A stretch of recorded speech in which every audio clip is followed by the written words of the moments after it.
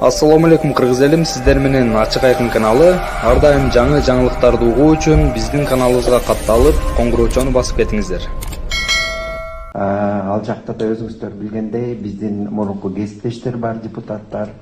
Мынакей бүгүнкү биздин жолугушууга Адахан Кимсанбаевич убакыт таап келген экен. Бул киши дагы биздин ишибизге чоң маани берген көрүнүп турат. Ошондуктан Адахан Кимсанбаевич, сизге сөз берсек. Чоң рахмат. Солнце как бы с корабля на бал получается. Я не ожидал, что придется выступать. Я задержался, я прошу прощения, потому что, как здесь уважаемая госпожа подчеркнула, что вне очереди, так сказать, рассматривали вопрос о досрочном освобождении от должности омбудсмена, и пришлось до конца досидеть и попытаться понять, в чем дело, в чем причина, и, как всегда у нас в Кыргызстане, кто виноват. Благополучно сейчас проголосовали и досрочно освободили от должности, несмотря на то, что я потребовал нужное объяснение, в любом случае нужно, веские объяснения должны быть, поскольку это конституционная должность. И все процедуры должны были соблюсти. К сожалению, у нас в Кыргызстане в последнее время ни конституция, ни закон решает, а решает большинство. Кто больше собрал людей, тот прав. Кто больше нашел сторонников, правда тоже на его стороне. Я давно говорил, что у нас страна, к сожалению, перестала жить по Конституции, мы давно уже живем по понятиям. Мне понравилось заключительное слово выступающей госпожи, которая говорила: единственный выход — надо объединить усилия и противостоять. К сожалению, как политики, так и гражданское общество, как народ, так и пишущие, показывающие братья не могут объединяться. Трагедия именно в этом. Мы живем по принципу «меня не трогает, хай ладно». У нас нет единства, братства. У нас нет журналистского союза, журналистской солидарности. Есть арабская пословица: лучше 100 врагов за стенами, чем один внутри. К сожалению, у нас продажные прокуроры, продажные судьи, продажные журналисты, продажные депутаты, политики. Все продается, все покупается.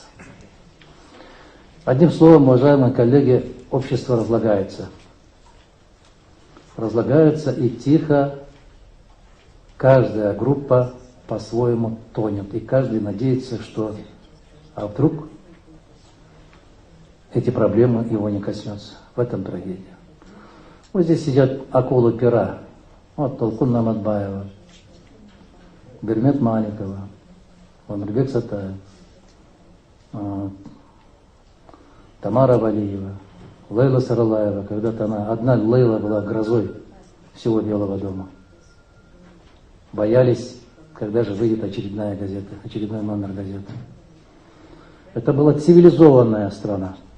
Страна, которая хоть как-то уважался закон и решение. Вот с этой стороны Даша сидит, пожалуйста, Подольская. Махинур сидит, Ниязова. Вот журналисты из Азаттык. Вы управляли этой страной. Вы формировали общественное мнение. Вы боролись против тех негативных явлений, которые у нас происходили. А сейчас, к сожалению, нет. Потому что, я открыто буду говорить, я прошу прощения, я и раньше вам не нравился, и сейчас, наверное, навряд ли понравлюсь. Смирились с судьбой и познали законы современной жизни. Лучше молчать и не иметь проблем. Редко, очень редко проявляется мужество говорится об этом, но опять-таки агрессивное меньшинство давит. Мы в Кыргызстане живем сейчас по желанию или по прихоти агрессивного меньшинства. Ботфабрики имеют уже официальный статус. Ботфабрики работают уже при формировании государственной идеологии. Ботфабрики имеют влияние намного больше, чем Конституционный суд, Верховный суд и парламент вместе взятые. Это практикуется у нас в Кыргызстане. Страшно становится. При манипулировании общественного мнения ботфабрики работают усиленно 24/7. Из любого события могут сделать то, что желает Его Величество. Потому что он в этом сильно заинтересован, и в этом он профессионал. Как он признался. Уважаемые коллеги, есть ли выход из создавшегося положения? Безусловно, есть. Вот сам факт того, что игнорируются международные обязательства, взятые Кыргызской Республикой, говорит о том, что идет деградация на всех уровнях. Организация Объединенных Наций уже не является авторитетом, каковым был. Была эта организация. Почему? Потому что ООН тоже долгое время на многие вещи закрывали глаза и применялись двойные стандарты. По тем или иным событиям, в зависимости от того, к какой стране это относится, Организация Объединенных Наций выносит разные решения. Мы, кыргызы, очень доверчивый народ. Мы любим оглядываться. А что там наверху происходит? А если наверху происходит то, что происходило и происходит сегодня, то кыргызы, безусловно, будут следовать по этому пути. Международные организации уже не являются тем безупречным органом, на которого мы ссылались. К сожалению, это так. Деградируется не только кыргызская власть, деградируется мировое сообщество. Посмотрите, пожалуйста, в мире что творится, и разные оценки, не то, что там простые граждане Кыргызской Республики, даже понимающие суть политики, они тоже уже как бы находятся в очень затруднительном положении. Кому верить? На кого ориентироваться? Где какие ценности? Это очень тяжелая ситуация. И в этой ситуации, уважаемые коллеги, ваш труд, ваша позиция имеет ключевое значение. Как оказалось, что Кыргызская Республика может прожить без Верховного суда. Кыргызская Республика может прожить без Конституционного суда. Кыргызская Республика может прожить без правительства. Государство может прожить даже без парламента. Потому что бесполезные законы, которые принимаются, которые не выполняются, зачем тогда принимать эти законы? Но вы должны понимать правильно, без свободы слова не может прожить эта страна. Поэтому, если мы раньше говорили, это четвертая власть, сегодня по актуальности эта власть выходит на первый план. Ибо идет борьба. Борьба между разумом и, как бы по культурнее выразиться. Трудно находить слова. Да, баб? Шундай емес. Біз көріп тұрамыз ба, сезіп тұрамыз. Бірақ үн шықпаймыз. Мага тийбеді, бүтті, жақсы Құдай жалғады, бүгін мен аман есен қалдым. Я позавчера вернулся из Узбекистана. Там прошел референдум. Практически они приняли новую редакцию Конституции Республики Узбекистан. Коренные изменения. Они открыто говорят. Я встречался и достаточно долго беседовали и председателем Конституционного суда, и председателем Центральной избирательной комиссии. Уважаемые коллеги, я вам должен сказать, что Узбекистан уже на конституционном уровне разрешает обратиться к Конституционному суду правозащитникам профсоюзным организациям. И самое важное, дается разрешение напрямую обращаться к коллегии адвокатов, независимых адвокатов в Республику Узбекистан. Я вам скажу, это революционный шаг. Тогда, когда у нас, когда-то островок демократии, день изо дня сужается человеческие гражданские права, там расширяется. 15 субъектов имели право напрямую обращаться в Конституционный суд. Сейчас еще 3 дополняют, итого 18 субъектов имеют право напрямую обращаться в Конституционный суд. А у нас попробуйте. Вот фракция Абитон Кыргызстан давно обратилась в Конституционный суд по представлению просмотреть ответственность правительства Кыргызской Республики за невыполнение 44-й статьи пункта 2 Конституции Кыргызской Республики. До сих пор рассматривают. А когда они обратились, быстренько вынесли решение, что пенсии, пособия и иные социальные выплаты – это по возможности правительства. Это где-то видно. Значит, мы можем трактовать, мы можем понимать Конституцию так, как мы понимаем, а не так, как закладывал законодатель или так, как закладывал народ при принятии данной редакции. У нас не двойные стандарты, у нас, я не знаю, уже запутался, какие стандарты. Это чудовищное положение.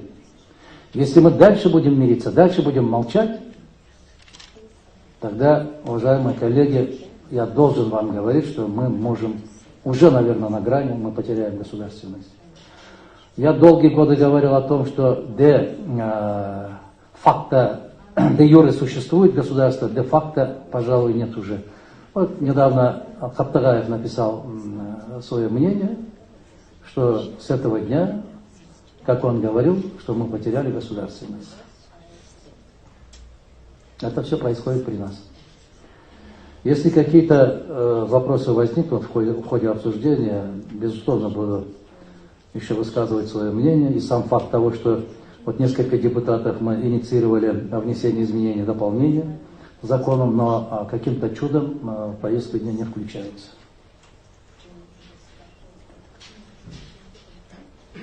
Я не знаю, біз бері-беребізге арманымызды айтып өлі тарап кете беребіз бе, жақындайдыр бір жиынтық шығарамыз бе, аны да байқашымыз керек. Меніңше жетішет қыдайып, асан қайғы болып барлық жерде қайғымызды айтып жүре беріп, андан жиынтық шықпағаннан кейін пайдасы жоқ. Сөздер көбейіп өтеді. Барымыз да игілік қалаймын, аманшылық қалаймын. Бірақ жашоо бір ғана жолы келеді. Ошол бір ғана келген жашоодо ар бирибиз өз эркиндигибизди, өз мамлекетибиздин келечегин, бул улуу сөздөр эмес, бийик сөздөр эмес, накты азыр актуалдуу болуп калган сөздөр. Биз өз мамлекетибиздин келечегин ойлошубуз керек. Ошон үчүн бириге алабызбы, жокпу деген маселе туруп атат. А эгер бириге албасак, биз эч нерсе жасай албайбыз. Мен баарыбызга ушул биригүүнү каалайм, бир күч, бир билек, бир тилек болуп, адилеттүү бир коомду түзүүгө ниеттенишибиз керек, аракет кылышыбыз керек. Рахмат. Кандайдыр бир суроолор болсо баарына жооп бергенге даярбыз. Рахмат. Уюштуруучуларга Алламбек мырза, мен терең ыраазычылык айткым келет. Мына ушундай мезгилде, ушундай заманда, ушундай теманы көтөрүп чыгып, дөбөлөк стол уюштуруп, ушуну талкуу кылып алалы дегендин өзү бул абдан чоң эрдик. Тилекке каршы ушундай болуп калды, ушунун өзү эрдик болуп калды. Уюштуруучуларга ыраазычылык билдирем. Тамара, аманчылык, жакшылык болсун. Рахмат. Чоң рахмат. Мен кирип келгенде эле сөз берилгендиги үчүн кириш сөз катарында айттым. Азыр кесиптештердин пикирлерин уккандан кийин бир нерсеге келип атам да. Биз реалист болушубуз керек. Реалист. И тогда, когда я говорил, что сам факт того, что здесь собраться, поднимать эту проблему, это уже героизм, да? Вот здесь вот сидят действительно те люди, которые не боятся говорить, те, которые формируют общественное мнение. К сожалению, это минус. Почему? Потому что мы друг другу рассказываем, как надо действовать и что случается с теми или иными людьми, которые идут наперекор власть имущим. Мы друг другу рассказываем, к сожалению.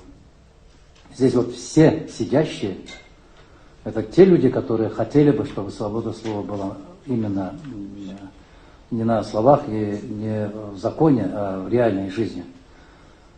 Вот Кайыргүл Айымдун, журналистин, выдворить из зала. Вот. Я сегодня читал, Катя, что вы переговорили с председателем Верховного суда. Раньше вы могли бы себе представить, что журналисты трогают просто судоисполнителя? Нет. Абсолютно нет. Это был бы скандал. В любом случае был бы скандал. А сегодня это обыденность. Когда я говорил, что общество молчит, я имею в виду наши читатели, наши слушатели, наши зрители не реагируют, перестали реагировать. Я имею в виду именно этот момент. Полное равнодушие. Почему? Откуда это равнодушие? Возможно, мы не смогли убедить или разбудить их. В чем? Вот когда-то мы с Омарбеком Сатаевым делали 15-минутную резонансную передачу, вся страна практически целую неделю говорили об этом. Да, МК? А сейчас такие сюжеты появляются, такие статьи появляются, ноль внимания, абсолютно нулевое. Почему? Потому что вот это вот равнодушие порождает безответственность. Бары бир болуп калды да аралашып кетти. Чындыгы да, жалганы да, калпы дагы. Для чего создаются вот эти вот ботфермы? Для этого и создается. Манипулировать. Элге барсаң айтат да, казысына да ишенбейсиң, сотуна да ишенбейсиң, молдосуна да ишенбейсиң, милициясына да ишенбейсиң. Биздин Кыргызстанда коом ушундай болуп калды. Кыргыздар, биз ойлонушубуз керек да, кантип ойгото алабыз ошолорду? Кантип ишендире алабыз муну биз айтып аткан чындык деп? Вот то, что говорит, надо напомнить ему, его представителя, как он выступал. Нет, его даже самого выступления пустить бесполезно. Абсолютно бесполезно. Потому что то, о чем говорил вчера, сегодня публикуешь, нулевая реакция. Наоборот, скажешь, сам дурак. Вот причина в чем. Давайте посмотрим, если мы такие достаточно неглупые люди, коллективно поищем ответ, пути выхода из положения. Как? Да, о том, что происходит у нас, беззаконие, беспредел, мы знаем. Но а как дальше двигаться? Что мы должны сделать? Пути выхода есть или нет? Побольше, наверное, в этом направлении нам надо поговорить. В этом направлении. Что необходимо делать? Что делать? Да, Махинур, действительно вы молодые, вы задорные, вы энергичные. Дай Бог, что через лет 15-20, как Толкун Наматбаева, как Бермет Маликова, станете не только акулом, пиратом, китом можете стать. Это все впереди у нас, мы еще молодые. Я восхищаюсь вами, поэтому я говорил, такие представители средств массовой информации сидят, значит, у нас есть будущее. У нас есть надежда, если последний человек останется, который будет говорить об этом.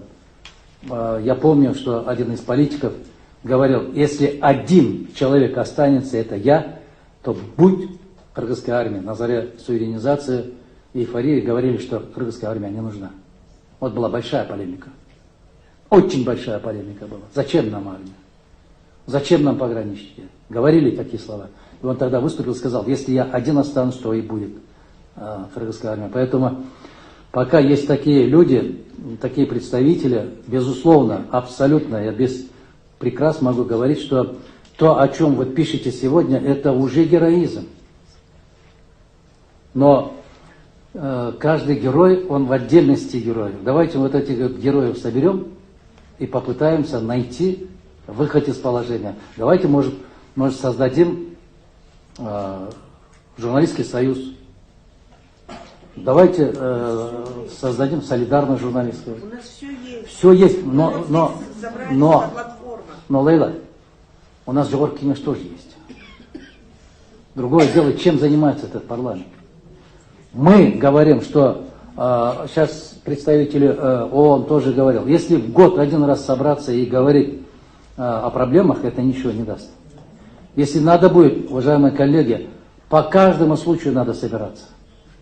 По каждому случаю надо реагировать. По каждому случаю надо подать голос.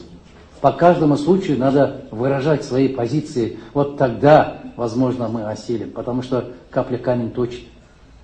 До следующего раза все забудется. Айрықша бізде жақсылықтағы 2 күн, жамандықтағы 2 күн, 3-ші күні бәрі ұмытылады.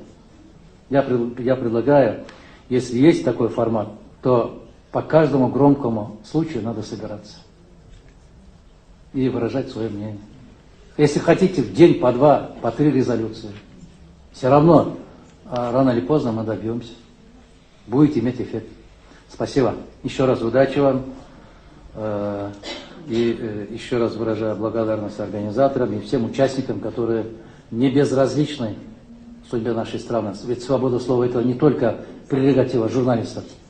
Свобода слова — это гражданина по рождению. К сожалению, этого мы до сих пор не понимаем. Это очень жаль. Спасибо. Спасибо, Адахан Кимсанбаевич. Очень хороший. Каналга катталып, мага жакты деген белгини басып, ой пикири калтырууну унутпаңыз. Чымындай жанды чыркаткан чындык биз менен.